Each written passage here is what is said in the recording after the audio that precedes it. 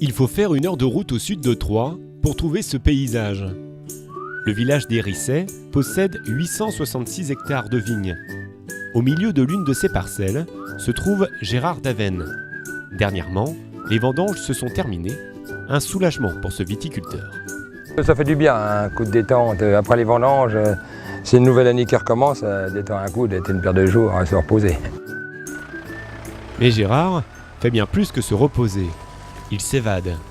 Quand il rentre chez lui, il retrouve au pied de sa maison un jardin qui semble tout droit sorti d'un conte fantastique. Ici, les canards ont des becs bleus. Les lièvres ont des oreilles courtes et marchent comme des chats.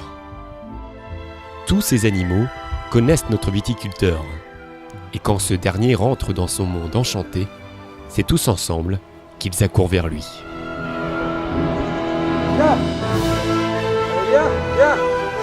Plus d'une centaine d'animaux surgissent de la forêt et entourent Gérard.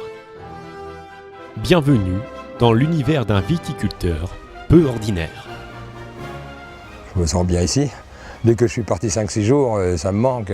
Je vais rarement plus de 5-6 jours en vacances et je reviens. Je suis content, c'est le plus beau jour de mes vacances et quand je reviens que j'en fais un tour du parc. Ce parc de 2,5 hectares est bien réel. Gérard l'a créé de toutes pièces. Il a planté 1000 arbres et aménagé des abris pour accueillir ces animaux qui cherchaient un refuge. C'est une commune qui avait des cerfs et des kangourous. Ils n'ont pas pu les garder parce que les services vétérinaires l'ont interdit de les garder. Donc j'ai fait les grillages et après j'ai fait une demande. Ils sont venus contrôler les grillages et ils ont accepté que je récupère les cerfs et les kangourous. Des cerfs du Vietnam, mais aussi des lièvres de Patagonie.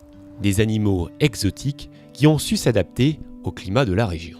Les kangourous sont sous les sapins, ils craignent pas la neige ni rien, mais sinon il y a des cabanes derrière, j'ouvre toutes les portes, ils peuvent aller manger du foin dedans et rester dans les cabanes. Il y a des grandes cabanes à l'autre bout et on peut se mettre à l'abri, il n'y a pas de problème et ils craignent pas. C'est pour ça que j'ai pris des animaux qui convenaient avec la région. Hein. J'ai calculé quand même qu'ils ne souffrent pas les animaux du froid. Hein. L'arrivée de ces étranges bestioles n'a pas laissé indifférent le village. L'un de ses voisins n'en revient toujours pas de l'audace de Gérard. C'est pas le personnage classique du village, quoi. Il a quelque chose en plus. Les lièvres de Patagonie, je connaissais pas avant de rentrer dans le parc, parce que c'est vraiment pas l'animal local. Parmi ses pensionnaires, Gérard tient à nous présenter Châtaigne, une chèvre pas comme les autres. Alors, c'est une chèvre qui était ramenée des Pyrénées par une personne qui a voulu s'en débarrasser après, parce que c'est des problèmes, ça mange toutes les fleurs, ça mange les rosiers, ça mange tout. Elle n'est pas sauvage, elle, la biquette. Elle vient aux champignons avec moi. Châtaigne! Oui, vous avez bien entendu. Quand Gérard va chercher des champignons dans les bois, il emmène avec lui sa chèvre. Elle le suit partout, exactement comme le ferait un chien.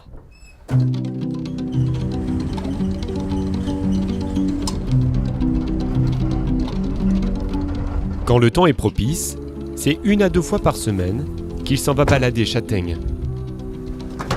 Allez Châtaigne, on va aux champignons. Allez, viens. Avant de la promener en toute liberté dans les bois, Gérard y est allé pas à pas, comme pour un animal de compagnie. Allez, viens. C'est-à-dire qu'on l'avait emmenée en laisse.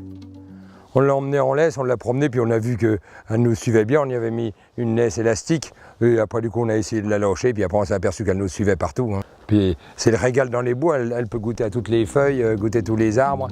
C'est un régal. Gérard a trouvé son bonheur. Quand il est avec ses animaux, il est un homme heureux. Et c'est sans se soucier du qu'en dira-t-on qu'il continue son bout de chemin.